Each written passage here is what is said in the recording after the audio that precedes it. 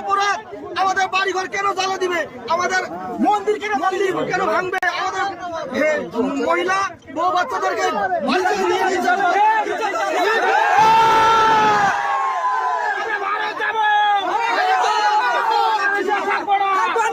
ভারতে যাব।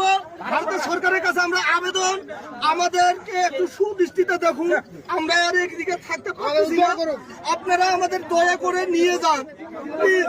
সকলের কাছে এটাই অনুরোধ করছি, সব হিন্দুরা একত্রিত হয়ে ভাইয়েরা আপনারা চলে আসুন, না হলে এখানে বাংলাদেশে থাকলে মান সম্মান আর কিচ্ছু থাকবে না।